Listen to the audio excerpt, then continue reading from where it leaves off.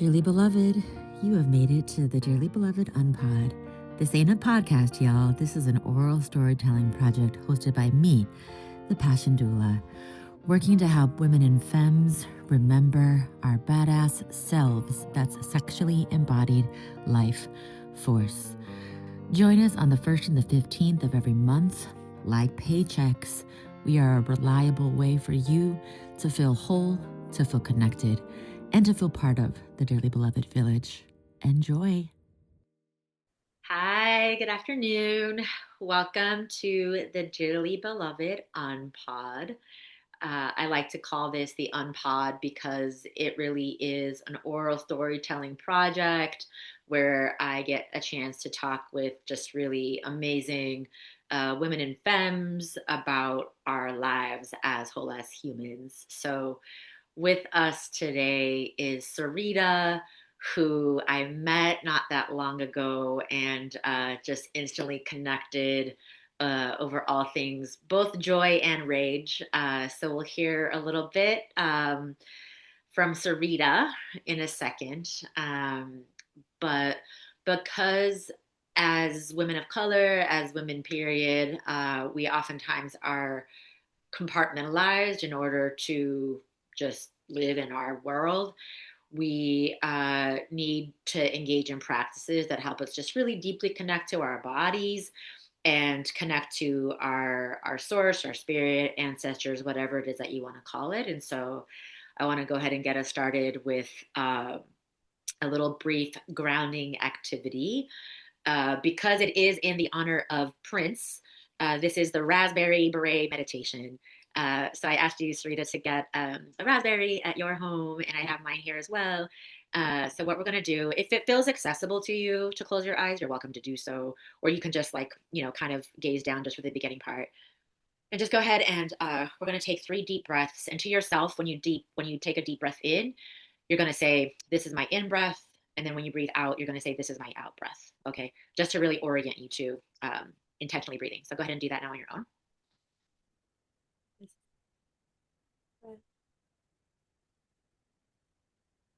This is my out.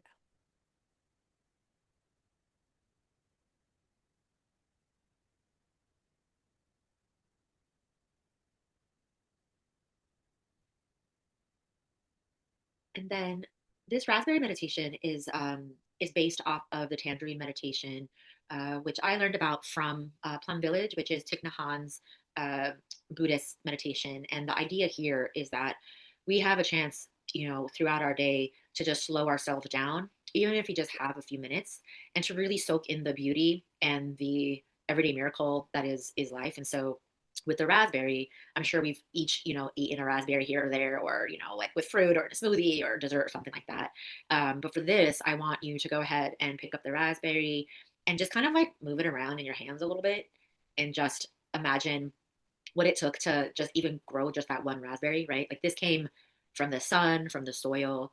It took somebody picking it for us to be able to look at it today.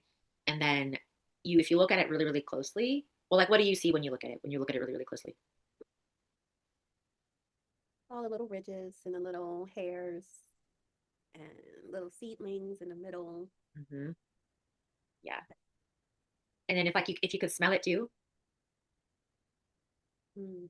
And sometimes when we go about our day and we're just like overwhelmed, we forget that we have the access of all these other senses.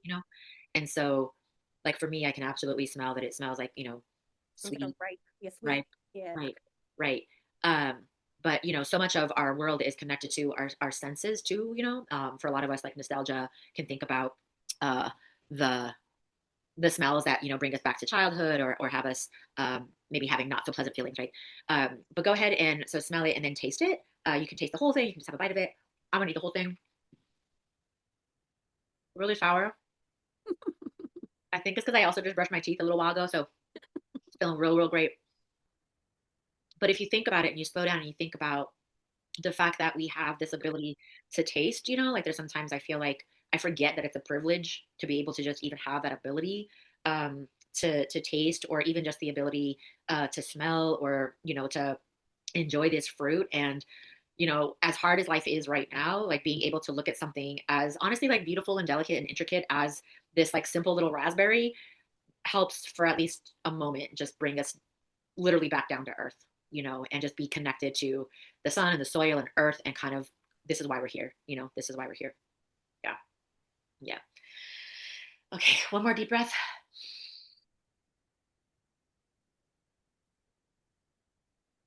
So it's just a reminder too, like as specifically like my focus is just really thinking about women, specifically Black and Latina Indigenous women, uh, the way in which we're forced to become disembodied by these different systems at play.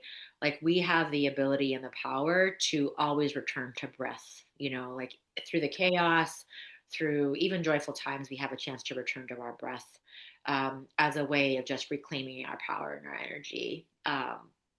So thank you for that. All right. So now I want to move into knowing more about you.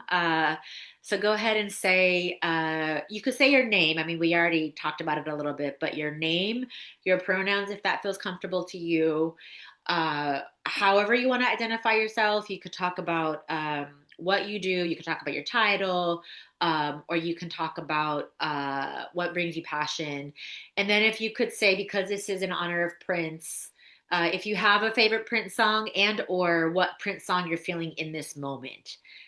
If you don't, for whatever reason, that's fine too. You can just talk about another song that you're feeling in this moment right now. So take it away. Okay. Well, my name is Syreeta Wright, and I am the founder of Welcome to the World Warrior Foundation. And I am also a Jehovah's Witness. And so, even with that, with my faith, like I was always very much interested in how Prince, decided to become a Jehovah's Witness. So, that was when I looked into his journey. And the songs that move me right now, I still have to say, I'm very partial to my own music. As you should be. So I listen to my Rita Beta albums all the time in the car because it does ground me. It does make me feel calm. And there's certain songs that, specific moods that just help me to, especially when life has been very chaotic lately. I have sickle cell myself. My mother's dealing with mantle cell lymphoma. I have brothers that are dealing with their variety of health issues. And so I'm constantly worried about my family's health, my husband's health. And, with that constantly being in my mind, I need, like started writing these songs as my own way to escape and an own way to cope with it and even confront some of the hard parts, confronting the the fear of dying, confronting the fear of like having the disease that's so disruptive where I feel fine one minute and then the next I could be fighting for my life in a hospital. So it was something that I definitely had to sit with um, and process and find a positive light out of all of it. Like that was so yeah, I've been getting a lot of energy re-energized from just listening to that part of my journey.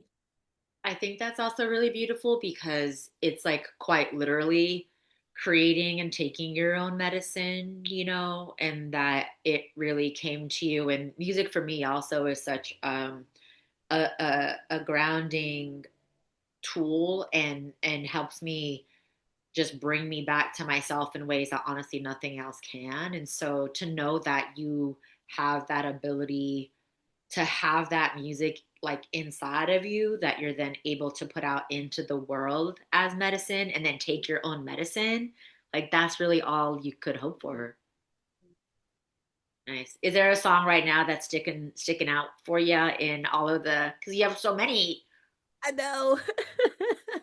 um and it's oh man, so I'm always humming different ones and I'm thinking the most recent album. I was just listening to yesterday, where it's the how it begins. Are you listening? Mm. And it has a very grounding sound, very serene. And I on purpose used there's a we went to this Shen Yun Yeah. ballet, Uh-huh. and I heard one of they were playing the Urdu, or yeah, that's like Urdu violin, and it was just I just absolutely love that sound Mm.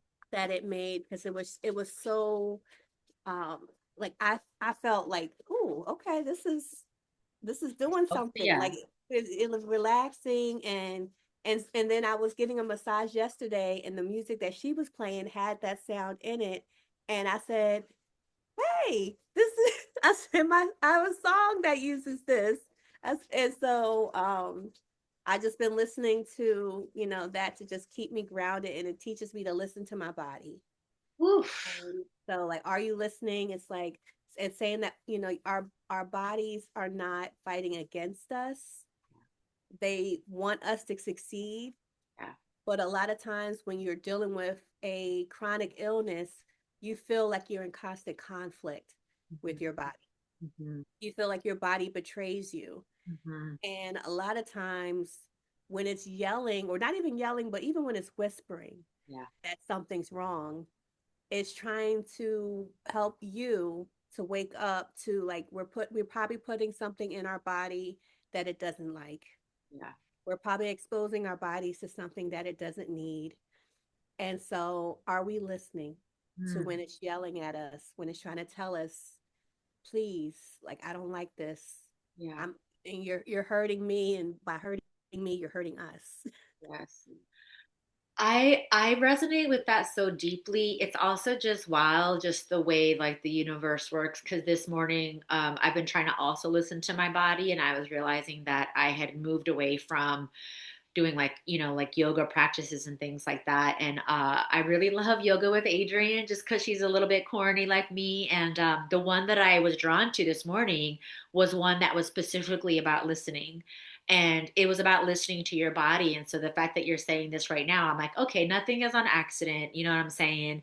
um and just this idea, and I literally yesterday said those words out of my mouth too, about like thinking of your body as betraying you versus really connecting with your body in a way that is uh, aligned, and I think like I think sometimes I think about it more in like a socio-political or like systemic oppression of these things, or like attacking your body or what have you, but not in a deeply felt, no, like let me fall all the way back and actually listen to my body, and hearing you talk about your journey and your struggle of getting to a place of even just being still enough to be able to hear what your body is saying, and then to be able to embrace it as like we're in this together versus like a fighting thing, because it feels like that fighting against thing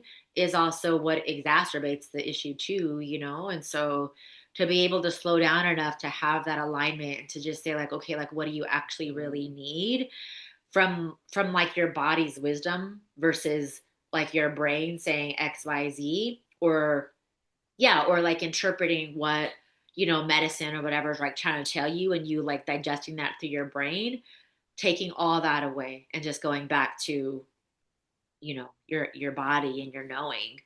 um and it's like it feels like it's also like an unlearning and a learning, because you have to just really go back to trusting yourself and your body, especially when everything around you is telling you maybe something different. Yeah. Like, I had to really confront how I spoke to myself uh, in my own head. Because uh again, it's like, um, sickle cell is very inconvenient. like like when because it's like when it would occur, it never occurred when, like, you're prepared for it. It was literally it always felt out of the blue. yeah. And so, um, like, I resented it often. And then by resenting it, I was resenting myself Oof. for being born with it. Mm. And I'm the only one in my family with it. Oh, And wow. so I see how disruptive it is to everyone around me as well. So it's not just inconvenient for me.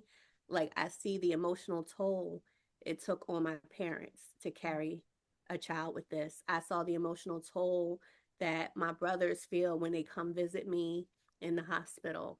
I Mm. can, I see like my husband's concern and he almost overcompensates to try to, create comfort for me. Yeah. But I'm like, I don't want you to do so much that it harms you. Mm. Because that's the biggest part of caregiving. A lot of times the caregivers are the ones that go first because they're giving so much of themselves and they neglect their own health. Yeah. That's so real. Uh, Speaking of caregiver, we're obviously both in our houses with our pets and things like that. So, there's animals here as well. So, give me a second because this dog needs to go out. I feel like that's so real, and I feel like that's a lot to have to navigate, just the emotionality of it, in addition to actually grappling and navigating like the physical aspects of having the illness too. So yeah, just you know deeply in awe of your ability to dig deep and to be able to find this like inner strength and an inner knowing to be able to know like not only like how to take care of yourself, because it would be really, I don't want to say easy, but a lot of folks aren't necessarily opting to not only have to contend with having this, but then to also be advocating and going out and educating other people and like fighting to ensure that other folks are aware of this thing, and so that level of resolve and commitment to just in ensuring that other folks aren't doing this alone is just like remarkable and so inspiring. I mean, that was definitely one of the motivations behind my Welcome to the World Warrior Foundation. Yeah.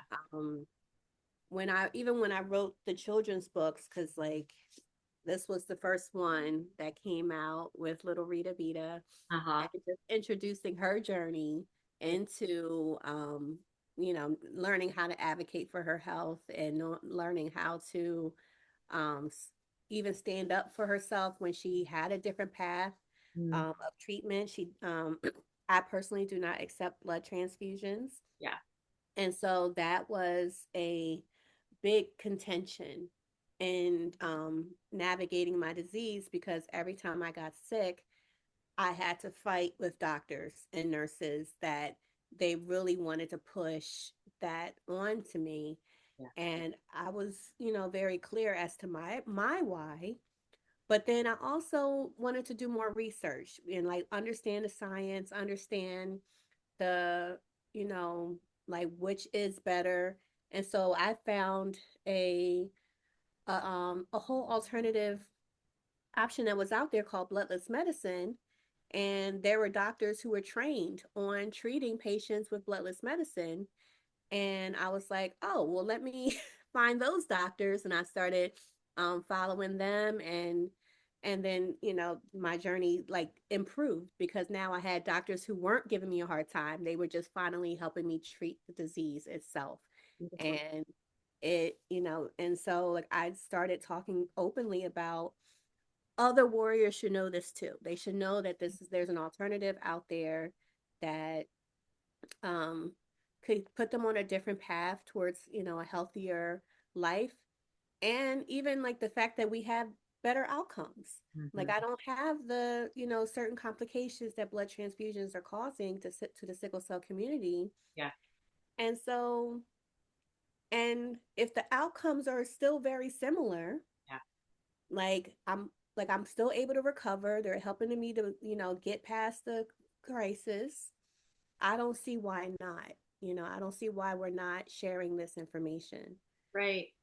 Well, So and also, going back to the like your inner resolve and like your strength, or like wherever it is that you're digging from, whether that's your faith or your community or what have you, like you could have easily just sat and stayed angry and like bitter and upset at the fact that this information wasn't being taught to you, and just really not only now you're fighting against your body and thinking your body's betraying you, but also just fighting against this medical system and just being like in a place of being angry.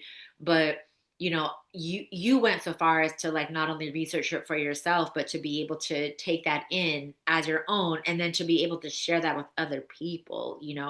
Like I just feel like a lot of folks uh, are going to be inspired and continue to be inspired by your story because it just is a reminder that we have the ability and the agency to not only be healthy and whole for ourselves but to also ensure that we're helping the folks around us and calling yourself and considering yourself and then inspiring other people to also be warriors for themselves is just so powerful and so magical. And I think, uh, is more of what's needed. So thank you for all that. I also, this is like a little bit of a hard right turn, but, one of the things that I was really excited to do and thinking about doing this story share is that, and you're reminding me of this just in our back and forth, but that like sometimes we don't get a chance to see people as just as whole people,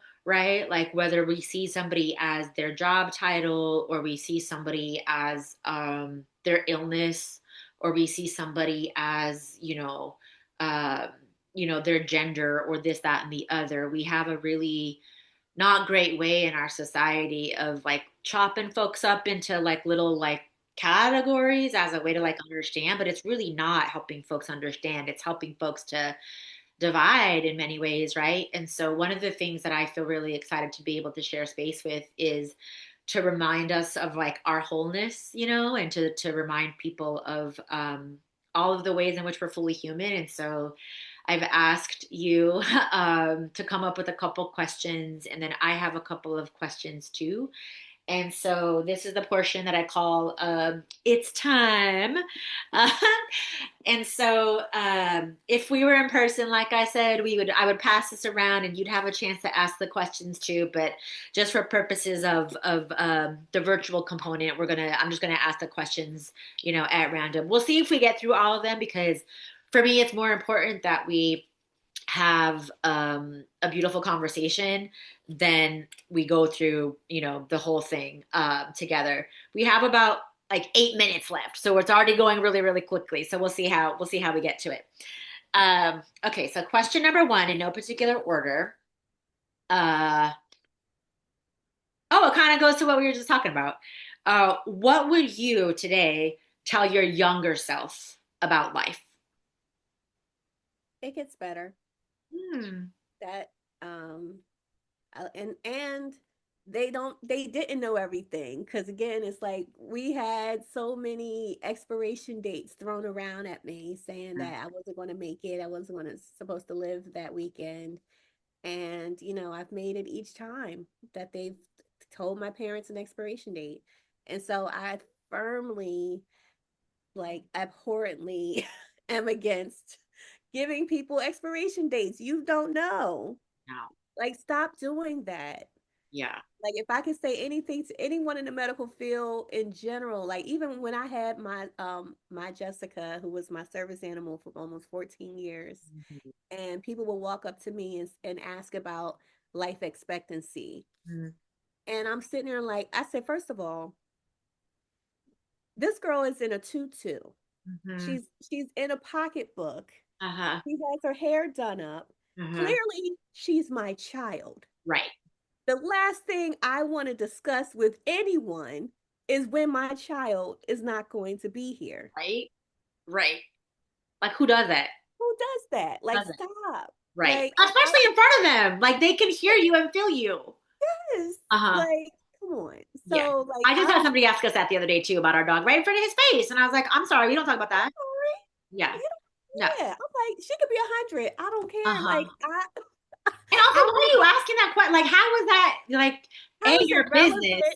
And how like what do you need to know that question for? Like what do you need That to know? part. Yeah. Yes. Yeah. It's such a like one of those questions that people need to stop asking Yeah. because again, it's like these are like our babies. 100%. 100%. I gave birth to all of my babies. Uh-huh. Wait, so you would tell your younger self that you don't know everything because you feel like at a younger age you felt like you knew things that maybe you might not have known? No, I would say that they Uh-huh. didn't know everything Ah. because I was always listening to all these external Oh, voices. yeah. And the external voices would crowd out my own voice. Yes. And so the fact that I'm finally in my 40s Mm, at a stage of life where I'm hearing my voice. yes. I'm listening to like, and even when people come and they kind of want to edit me, they Mm, kind of want to critique and polish, and I say, you know what? No, I said what I said. good.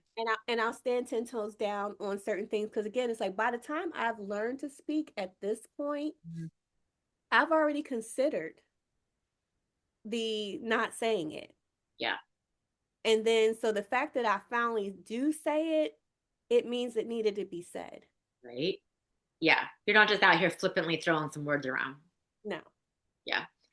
I would say for me, all of what you just said, um, and also I've been thinking about this a lot lately, but like in this exact moment, because I think, I don't know, because of perimenopause or just what's going on, you know what I mean? But I would tell my younger self that it is completely okay to go into the dark place, and that you are sometimes going to be sad, you're sometimes going to feel dark, you're sometimes going to feel hopeless, helpless, and all of that.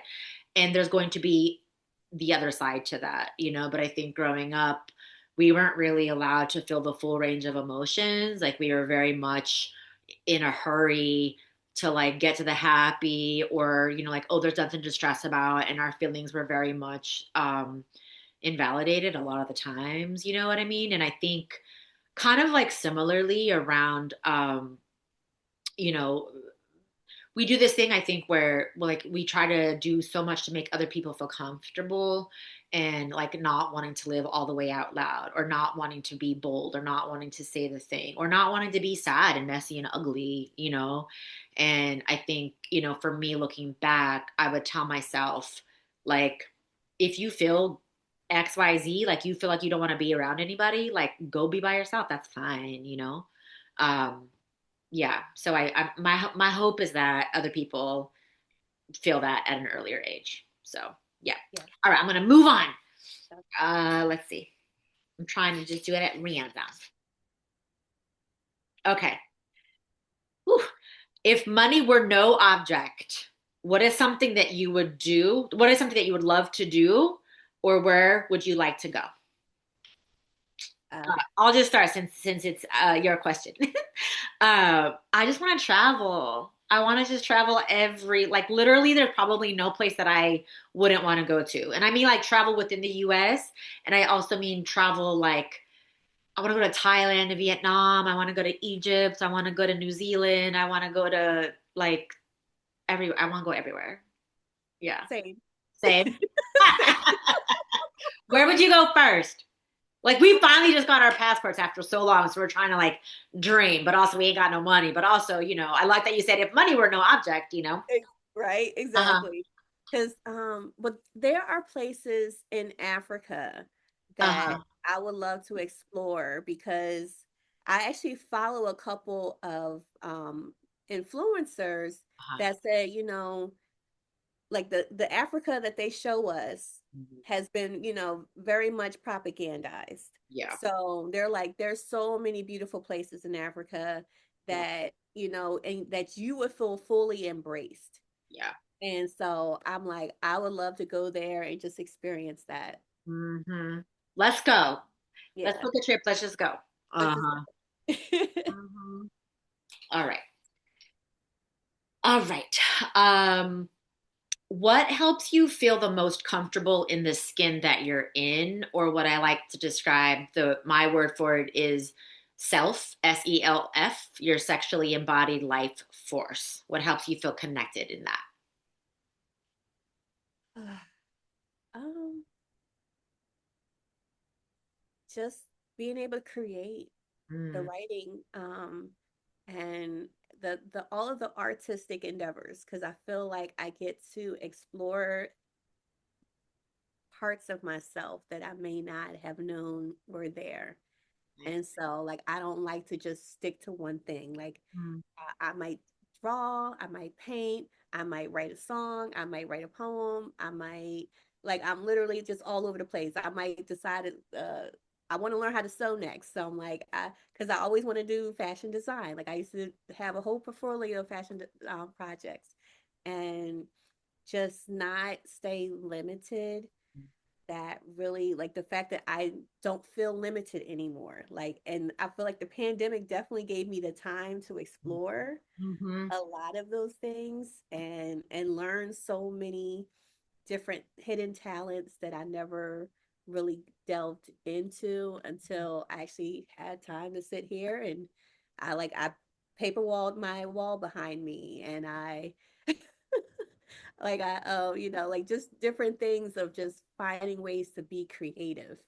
I love that so much. And quite honestly, like that's sort of where I feel too, where I'm at with my own life is that in this current like socio-political climate where everything feels so doom and gloom and divisive and angry and bitter and, just everybody's so afraid and angry and I just can't do it. Like I feel just so drawn to, and I think that's probably why I was so drawn to your energy because you embody this concept of uh creativity, yeah, and like and even your glasses and your flair and being able like being creative is super anti-capitalist, right? And like anti-consumerist because you're able to just return to the roots of like this is who we are as humans.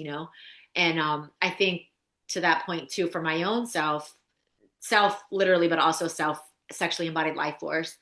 I discovered that I actually enjoy hosting and creating spaces with other women where we get to be naked. And it was something that my whole life I was really, I had a lot of like body issues, from all of the things. And, and it's still, I'm not all the way, I would say, over it, if you will.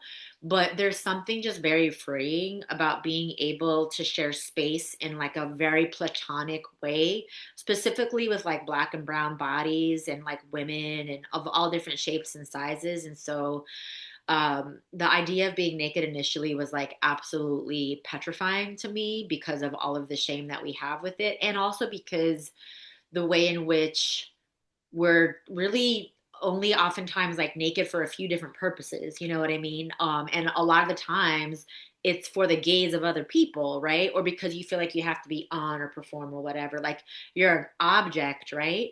And I remember doing one of the workshops, and at the beginning, people were, of course, rightfully so petrified to, get naked. And then by the end of it, folks are like, wait, we have to put our clothes back on. Like there was just something differently human about being able to share space in that way that just like leveled us. It just equalized us in a way that helped us recognize like, oh, we all have these like different bodies and there's no wrong way to have a body, and now that I'm how am I 51 years old, like I feel differently embracing of it to your point at the beginning about recognizing your body didn't betray you, just really embracing all parts of my body, including internally, right? Like grappling with perimenopause and fibroids and like all of that, and just really learning to embrace myself naked metaphorically, but also like actually naked out loud too, and just a reminder about the way in which we're socialized against feeling comfortable in the skin we're in, you know what I mean? Like specifically as women, specifically as Black, Brown, and Indigenous women, like we're fighting an uphill battle and swimming upriver, So, all right, I last question. Oh, go ahead. No, I just agree with that because it took me a long time to embrace the shape of my body too. Like it, Yeah. yeah. Like I was always self-conscious of my stomach and just and then all my friends, they always to me, I just felt like they all had beautiful bodies and I just didn't get like I used to stuff because I didn't get these. I used to like always try to suck in my stomach because it just stuck out and that was like to be flat chested and have a huge stomach. Yeah. It was just so yeah, I felt And that. like you don't realize it either. Like you don't realize how deeply ingrained it is, or even now that I'm getting older and like I see like my skin is getting looser, I'm like, oh my God, when did this happen? Like even just this morning when I was doing yoga, I looked down and was like, wait, what? And just the way in which we're conditioned to think that the way in which our body just is wrong or Yeah. bad or unappealing or whatever, but again, for the purposes of other people. And then I remember that I read somewhere, god, I don't remember where I saw it. It was just recently and I just thought it was so beautiful.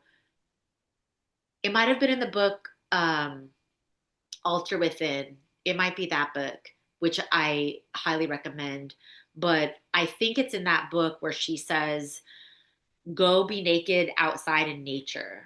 Like go sit in or not even naked, but just think about what you feel like when you're surrounded by earth, and you see yourself reflected in all of the ways that nature is just nature. Like you're not looking at a tree saying like, "Oh, your branch isn't right." Or like the way that the bird is flying is like messed up, but as humans, we just do this whole horrible thing to each other of making each other feel horrible, and yeah. So, all that. Um Okay, I'm gonna ask one more question, and then we'll transition to the last part because I this question is amazing and I love it. What is something that you always wanted to know but are embarrassed to ask? Oh man. Um,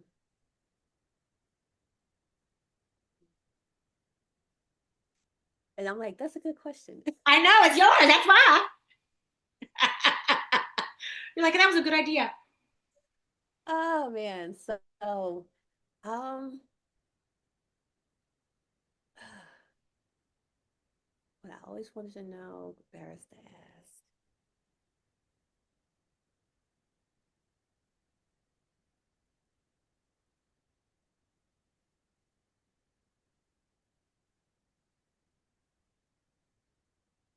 I feel like I'm like it's I think it's harder now because I've been asking those questions more direct. Um, but like I think right now my biggest now I'm got to put on my professional brain because there I feel like because I've been starting this nonprofit, I'm kind of flying a little bit blind, Yeah, and it's very scary to not know what I don't know. yeah, And so, and a lot of times I feel as if I need to, like, before I put myself fully out there, like, I feel like I should know these things. I should, already be, um, and then, and then even watching the businesses that are doing it, yeah. like, I'm trying to understand, like, what are they doing different? Like, what is, how can I, get to that level, get to that stage of where they're at? Um, and but at the same time earn it, the way they've earned it, Mm, because I don't want to just snap my fingers and think that it's all owed to me yeah, when I'm in the beginning stages.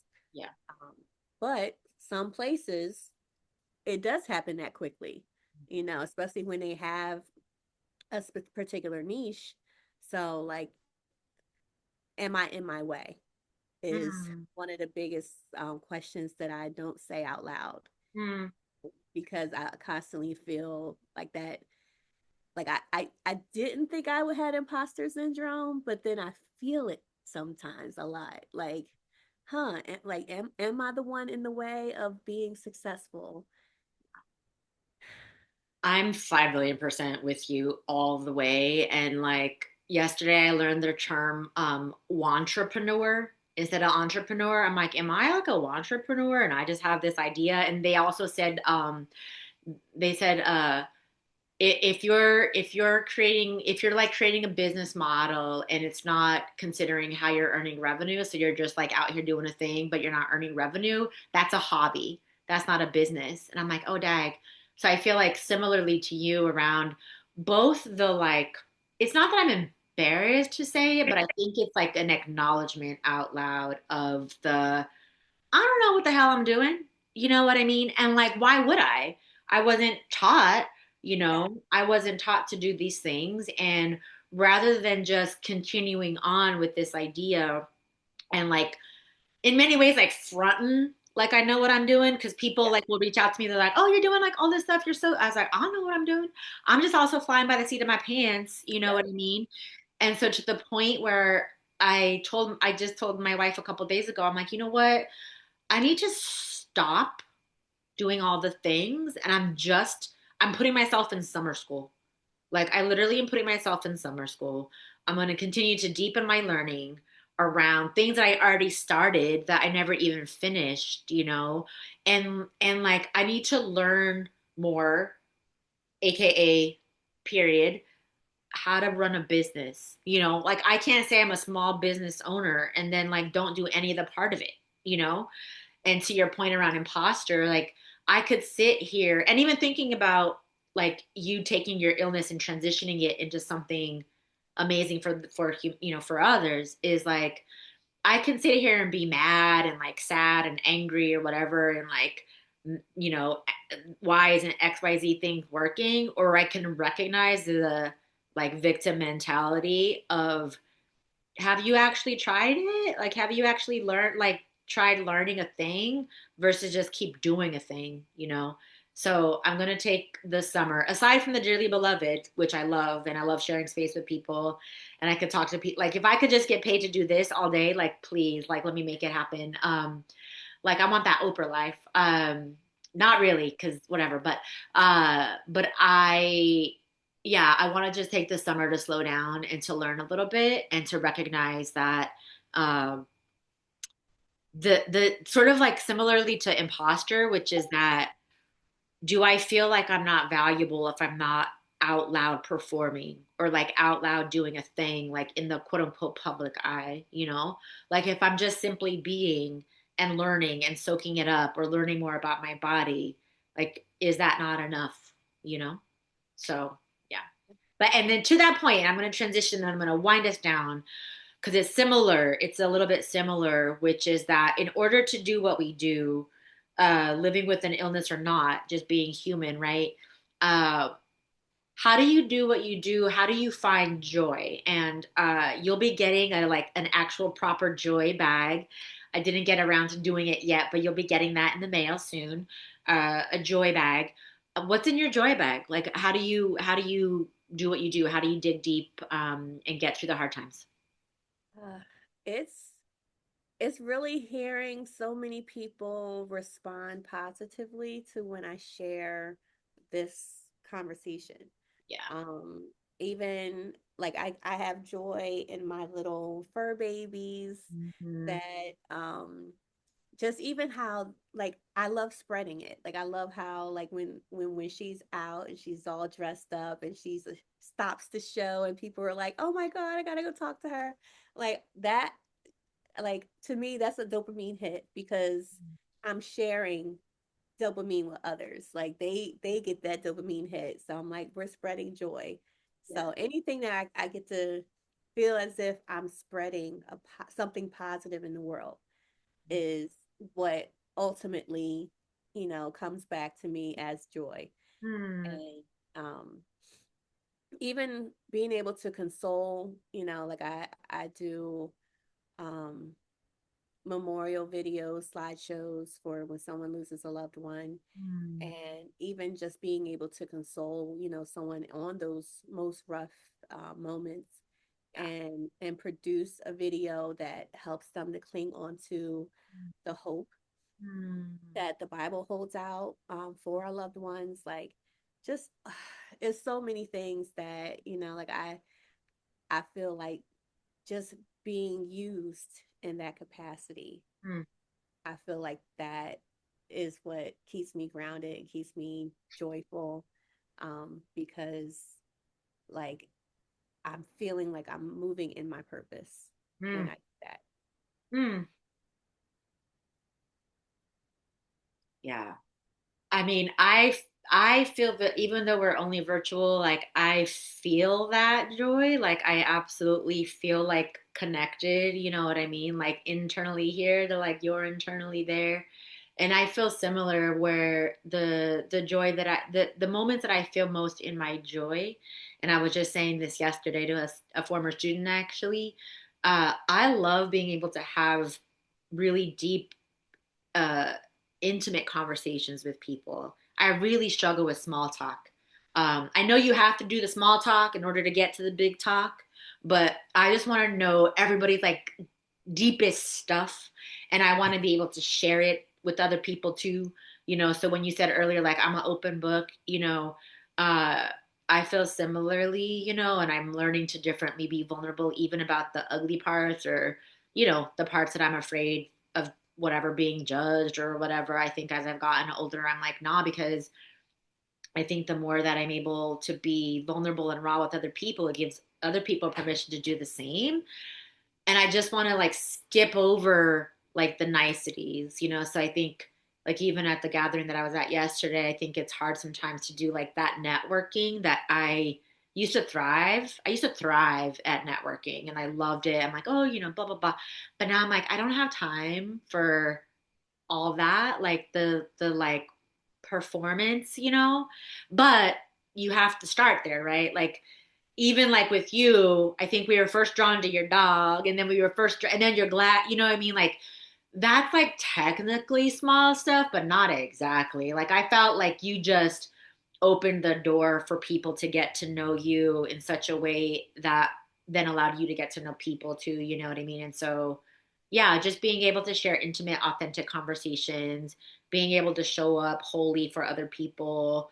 And then to your point around sharing joy with other people, like for me, that's sort of the whole point, and that's also the point, kind of like bringing it home with Dearly Beloved as well, is that I feel like Prince did such a good job of making his music and even Paisley Park just like accessible to so many people to just come together for the sole purposes of sharing space. It wasn't transactional. It wasn't only about like getting one up on, and I think that that's what made his music and his life such like this legacy, that we can only kind of hope to replicate, but that brings us to a close. But I would be remiss if I didn't ask you where folks can find you, where folks can learn more about your magic that is the bloodless medicine and all of the warrior magnet madness, no, magic that you have out there. How do people find you? Okay, so I have a website, welcome to the worldwarrior.org. And I my books are available on Amazon, and so there are three separate books. These are my hardcover copies. And then also find me at Pennsylvania Hospital on June 27th from Yes, 11 to 3. We're hosting a block party, sickle cell block party fundraiser, and it's $30 to attend, but the $30 donation goes to supporting sickle cell warriors. It provides everyone with food, and there's free parking that has been allotted to us as well. So, right at Pennsylvania Hospital at 700 Spruce beautiful. Street. We're going to be right in the memorial, it's his Heart Memorial Gardens, Mhm. and it's right across the street from the main hospital.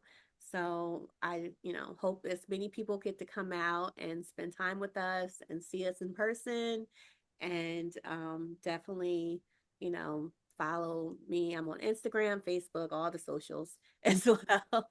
Yes. And I'll be sure to tag you like on all of the things. Yeah, my hope is that folks like if for nothing else, that folks go and give you just big old hugs. Like I know I will be there. I can't wait to be able to give you a hug in person.